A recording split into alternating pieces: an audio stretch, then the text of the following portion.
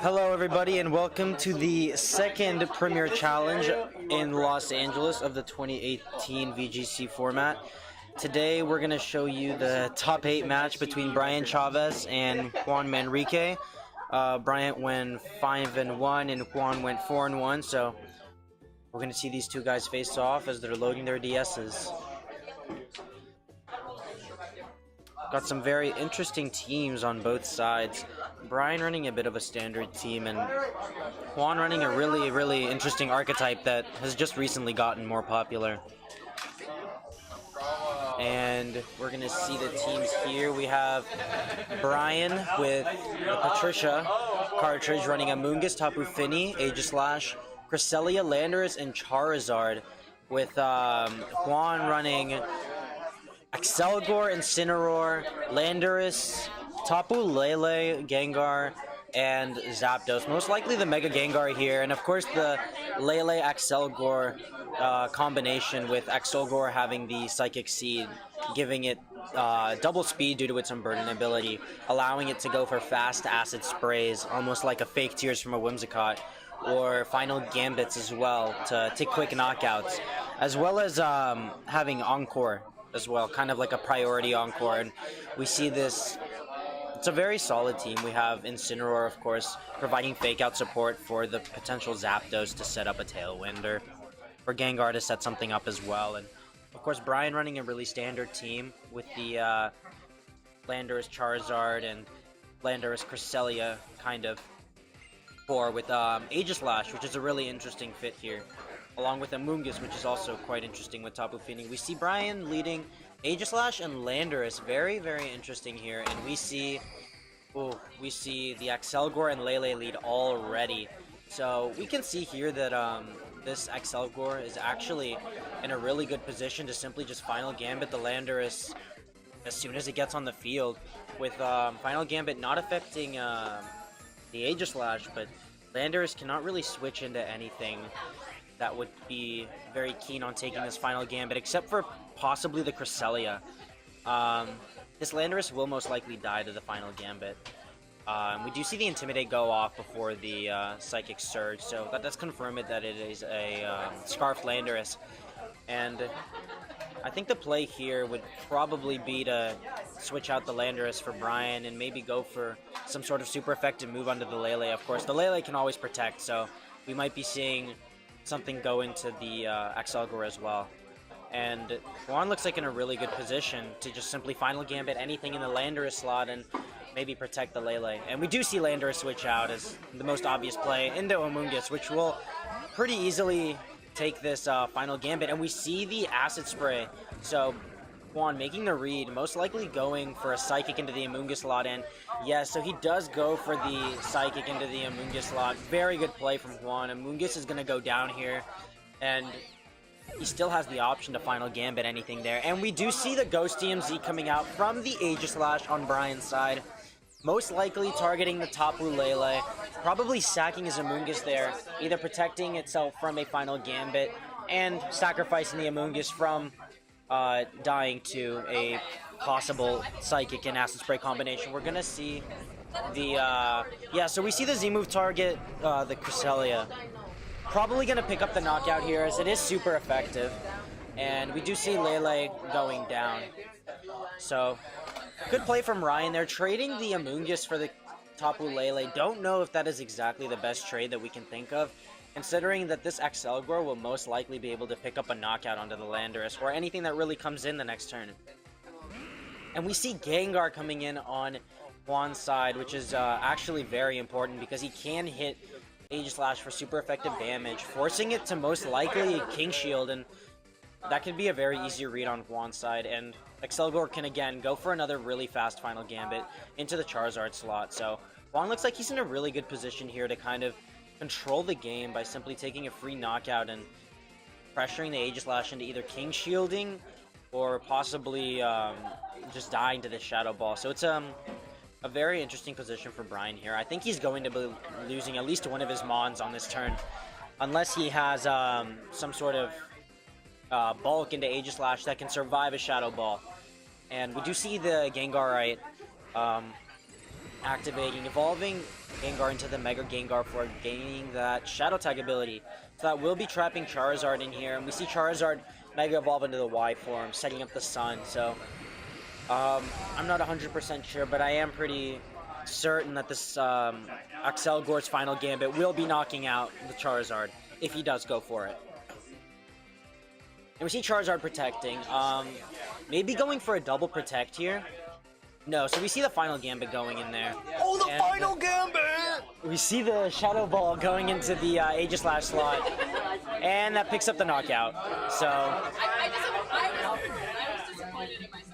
it looks like Juan's in an insanely good position here.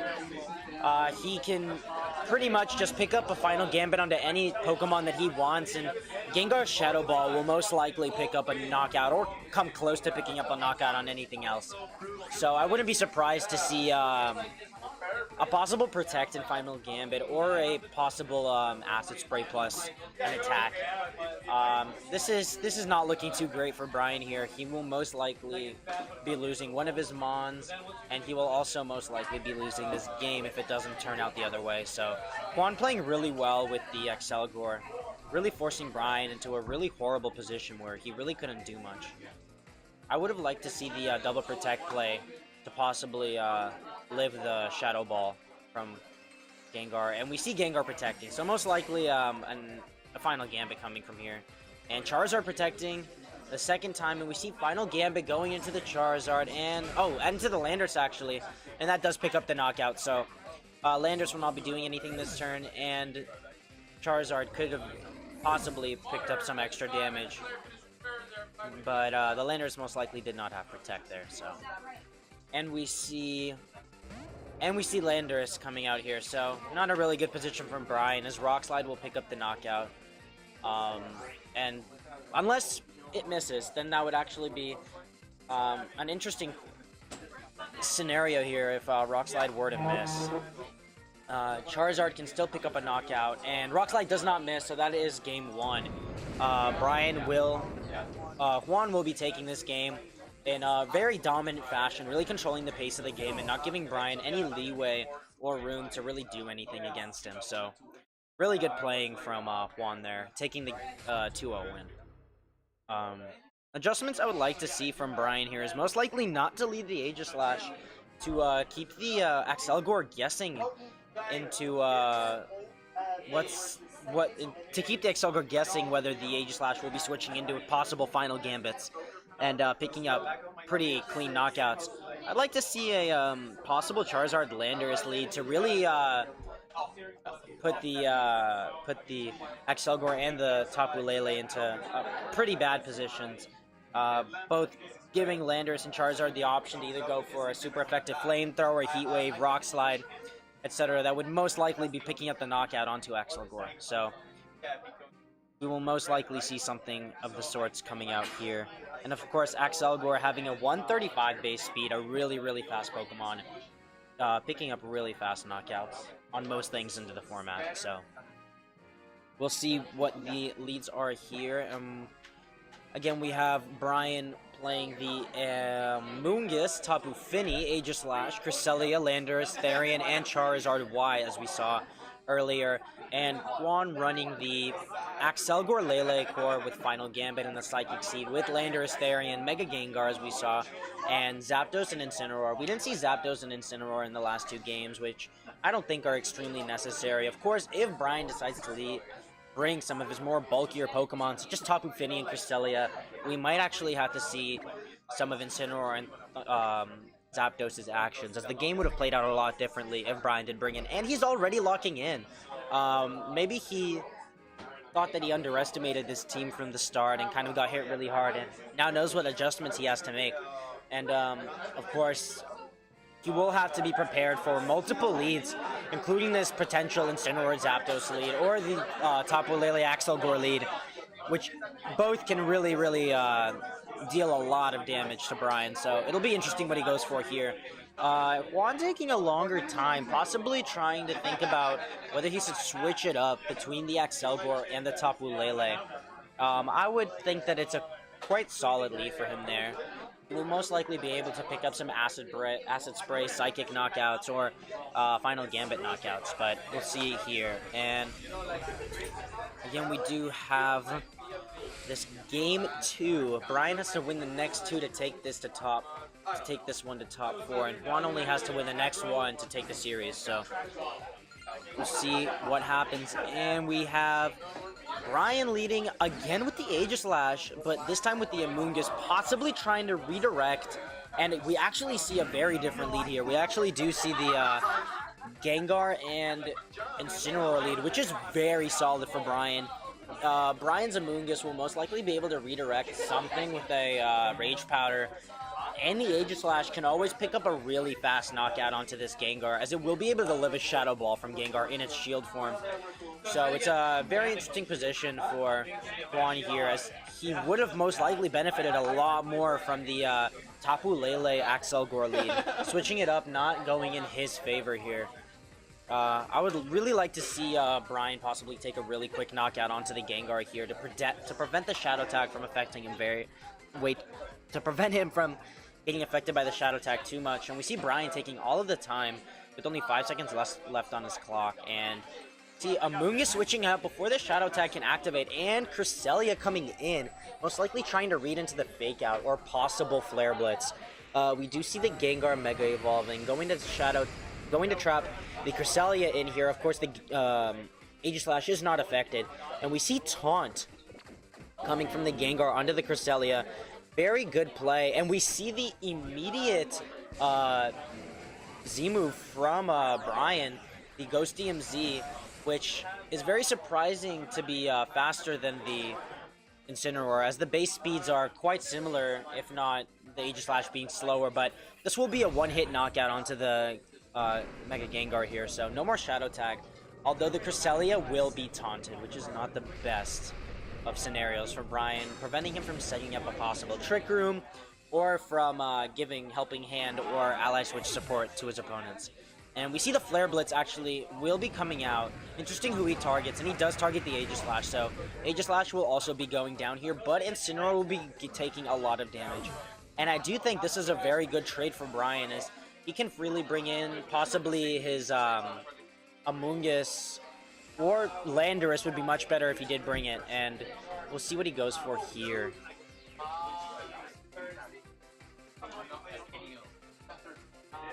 Both trainers trying to think about what they're gonna switch in here after those knockouts.